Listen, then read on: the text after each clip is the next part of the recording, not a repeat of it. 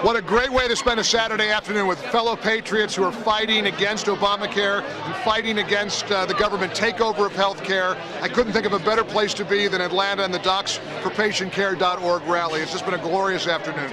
As one of the doctors said, despite whatever happens with the Senate vote, the fight is just beginning. And grassroots activists like the people who gathered here at the Georgia State Capitol are going to continue to fight back and push back. I don't think the Democratic Party leadership had any idea that there would be such a resistance to their version of health care. And so the fight really just begins. The 2010 elections, the 2012 elections are where the rubber meets the road, and people are fighting the good fight against Obamacare in a very big way. This was a glorious example of that.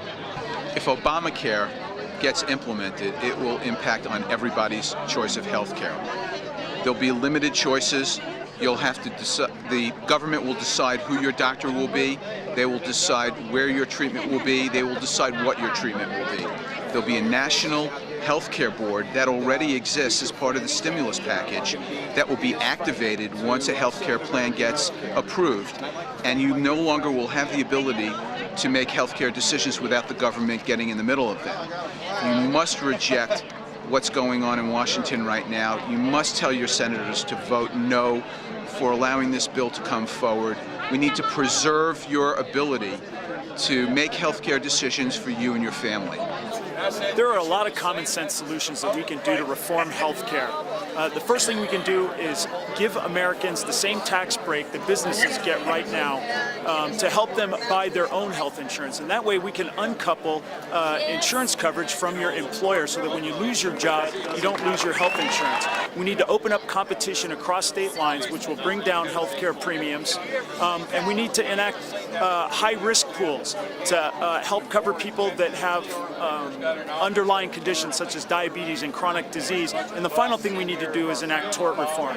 Right now we spend up to $200 billion a year on defensive medicine, and that system needs to be reformed. And that doesn't mean taking somebody's ability to sue for being wrongfully treated in medicine. We just need to get rid of the frivolous lawsuits that significantly drive up healthcare costs and don't do anything to improve the quality of medicine.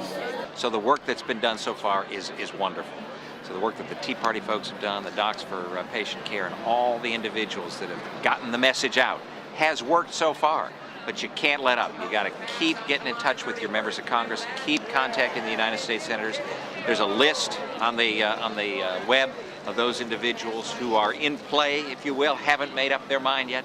They need to be contacted by everybody across this land over and over and over again. My name is Brenda Maddox. I'm with the Walton County Patriots. Our mission is to educate, unify, elect, and restore our country. We believe in God and the American people, and we believe the American people, capitalism, and freedom is the answer to our problems, and not more government. Well, we're from Augusta. I've practiced medicine for 40 years. I think we have the best healthcare system in the world. I've traveled extensively, studied medicine in other countries. We do not want that system other than what we have in this country. I'm fearful for where we're headed, and I'm here to protest.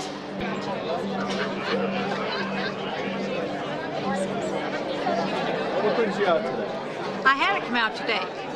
I'm a senior. I have multiple sclerosis, and I don't want anybody but a doctor dealing with me in my health care, and millions of others of people who are not only seniors, but even young people who are forced to have to pay for something that's in a policy that they don't even need. This whole thing is ludicrous. We have an excellent health care system. It does need to be tweaked, but not ruined. So I have to come out here not only for the seniors, but for everybody involved. We don't want government making medical decisions. We want the doctors who go to the universities and learn how to treat us, not politicians.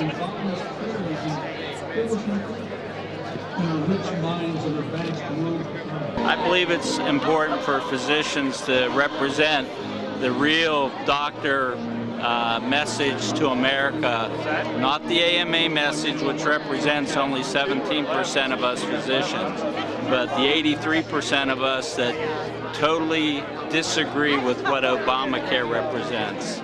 is this health care reform that Nancy Pelosi and Harry Reid and Barack Obama want to cram down the throats of the American people and literally take over, have a total government takeover of 1/5 of our economy. These folks are letting us know loud and clear. They did it the entire month of August during the so-called recess, all those town hall meetings, that they don't want this. They don't want government takeover. They don't want bureaucrats coming between them and their doctor. They want reform, but they want it done in an incremental way and in a way that's cost effective, particularly at a time when the economy is suffering and people, 16 million of them, are out of work and 10.2% unemployment.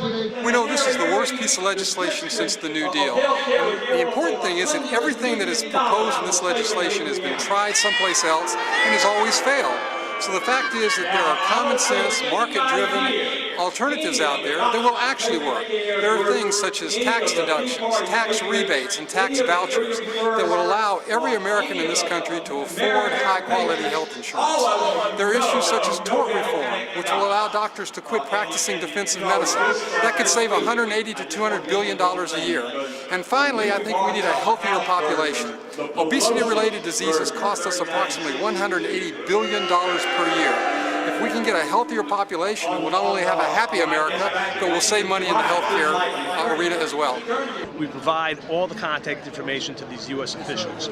Additionally, we also provide talking points that'll help you make your case to encourage them to vote no on all these issues.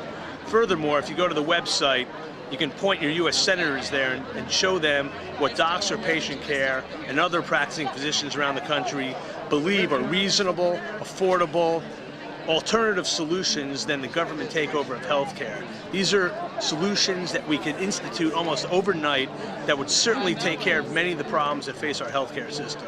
If we have a government mandate, which it looks like that we may, if we have a government mandate, the people of the state of Georgia deserve the right to vote on the ability to protect their rights.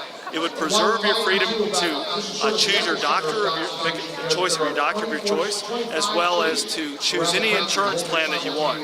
So if a healthcare mandate were to come down, you would have the right to continue to stay on your private health insurance. You would have the right to stay on Medicaid, Medicare, and if you wanted to choose some government-run healthcare program, you'd be able to choose that as well. But they could not punish you or fine you if you did not want to participate, and that's the key. And so we want to push that forward in the General Assembly. We would join about 20 other states in doing so. We still have to encourage private health plans. Competition is what drives excellence, and if you eliminate the competition and have only one payer system, the quality will definitely go down. It's real simple. You have to let your voice be heard, and you got to contact your senator. You have to contact your members of Congress. You have to join groups like Docs4PatientCare.org, and you have to become those Tea Party patriots and those grassroots activists that are making a difference and fighting back for our country. We see it happen all the time. It's happening here in Atlanta, and it's happening all over the country, and I couldn't be prouder to be a part of it. I'm here today because I really don't think that the government taking over medicine is a good idea. If you look at what they've done with public education and Social Security is going bankrupt, and I'm just very fearful that the quality of care that we're going to have with a government-run system is not very good. And we are all in favor of some kind of healthcare reform, but leaving our children with a crushing debt that this plan represents is just not what we need right now.